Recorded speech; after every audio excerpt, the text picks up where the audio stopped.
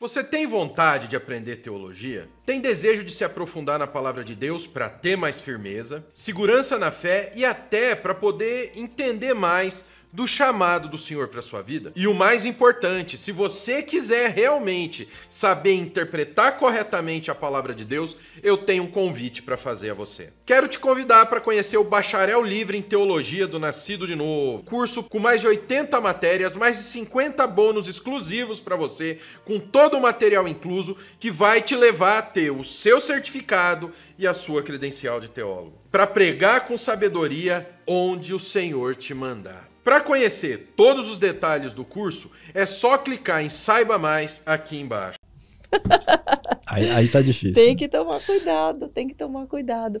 Dos frutos do Espírito, para você, qual foi mais difícil ou mais tardio, ou ainda é, assim, que você percebeu, tem que trabalhar mais aqui? Olha, é o seguinte... Porque você fala muito sobre a mansidão, né, também, que... Então, quando... Você é manso mesmo, mansinho mesmo, sempre? Então, é muito difícil, né? Se nós julgarmos a nós mesmos, nós não seríamos julgados. Ah, sim. A gente não pode, né, dizer Mas assim, é a própria percepção, né? A maior parte das pessoas vão dizer que sim, né? Mas eu diria que eu tenho talvez mais dificuldades em outras coisas, né? Quando a gente olha para o fruto do Espírito, na verdade, tudo aquilo se resume na ideia de amor cristão com seus desdobramentos. Então, no que eu tenho mais dificuldade? Como eu sou uma pessoa que acabou estudando bastante, entendendo? É fácil ouvir uma pessoa e falar, puxa, o cara tá falando bobagem. Não, e aqui ele errou. Não, imagina, você tá... Então eu tenho uma facilidade de ouvir alguém e imediatamente desprezar. Falando, esse cara tá falando, não sabe de nada. Não tem nada a ver isso. Devia pelo menos ter estudado, né? Mas não é possível, como é que é burro desse jeito, né? Só que eu disfarço, né? Eu faço de conta, fico sorrindo lá com aquela cara, né, de gente boa. E no fundo eu tô vendo, nossa, que isso, né? Então... Se eu falar alguma coisa errada, você me fala depois, hein? Não, eu vou disfarçar direito. Disfarça, mas depois você me dá um toque. Não, tá tranquilo. Por enquanto tá... O risco maior é meu, né? E também eu fico, digamos assim, um pouco na carne, no sentido de reagir quando eu vejo... Injustiça.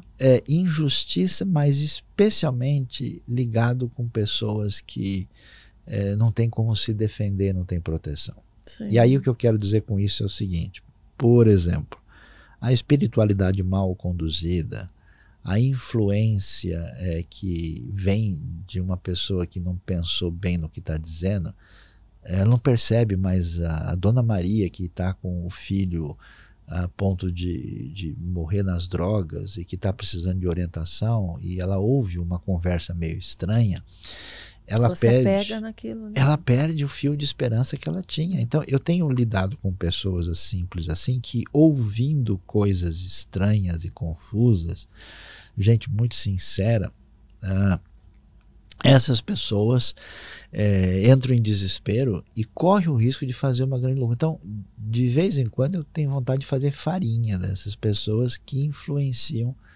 negativamente. Então, minha paciência, ela passa por preciso tomar 2 copos de café, fazer uma oração forte, dar uma volta no quarteirão, assim, porque eu realmente dá vontade de, tipo, escrever um texto, detonar a pessoa, chamar ele de tudo quanto é coisa, que, né, e às vezes, assim, eu sou constantemente convocado quando alguém, ô Saião, você não viu o que está sendo falado assim?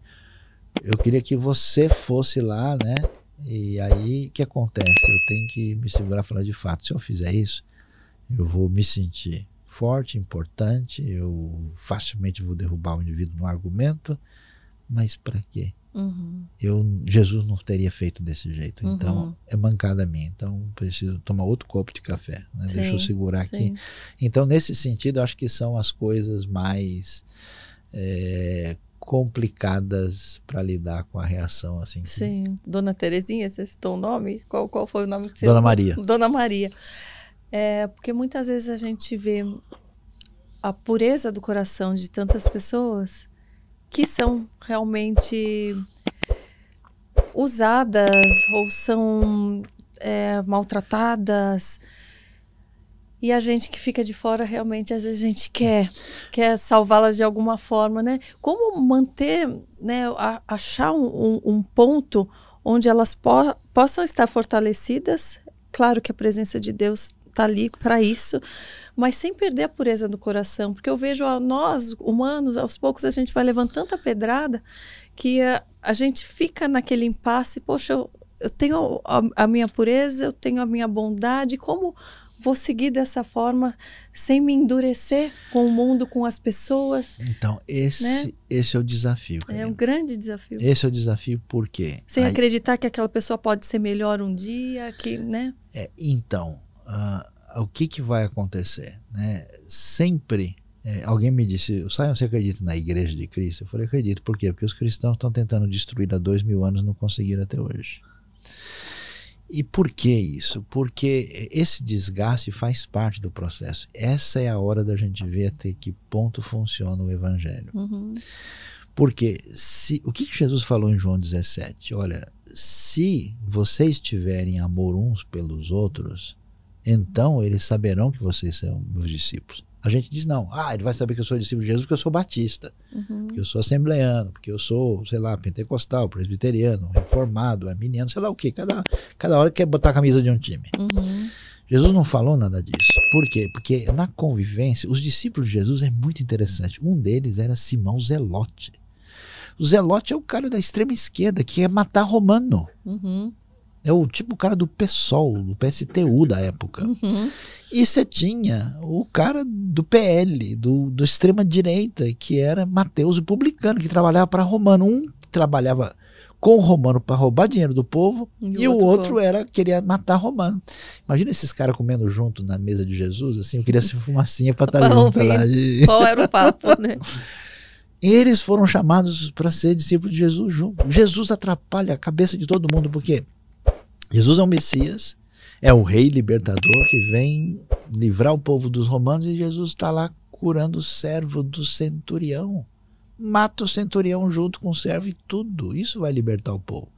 Como assim o senhor está mostrando amor para um romano? Que Messias é esse?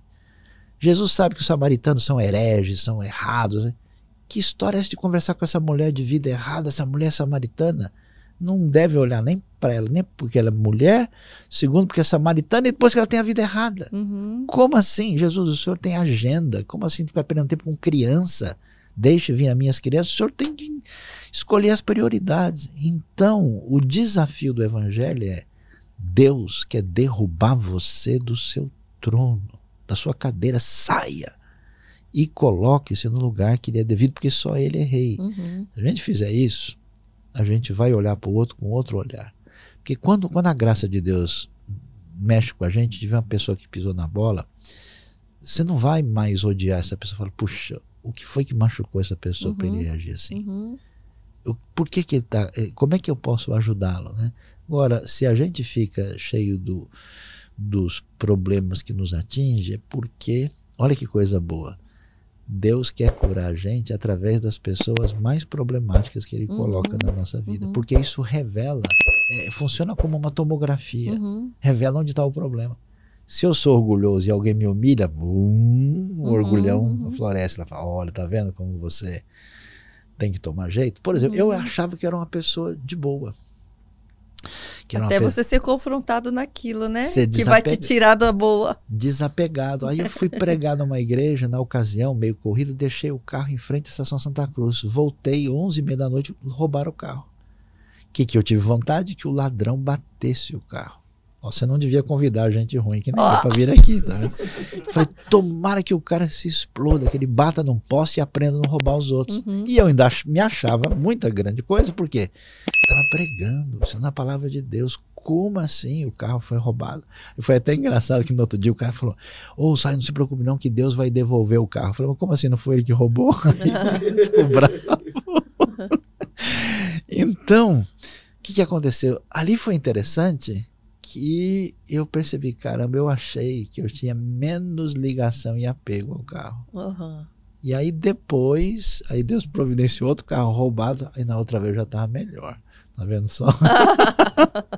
Então, quando as pessoas mexem com a gente tem uma possibilidade de ter uma reação que, na verdade, é problema para a gente. Então, olha só, primeiro João fala isso, quando nós convivemos, temos comunhão uns com os outros, o sangue de Jesus Cristo, seu Filho, nos purifica de todo pecado. O desafio da comunhão é para ver se o nosso evangelho é de verdade. Uhum. E qual é a grande doença da igreja de hoje? É um batendo no outro, tentando sentir melhor do que o outro e dizendo a minha tradição é mais legal que a sua, Sim. você é feio, e não é por aí.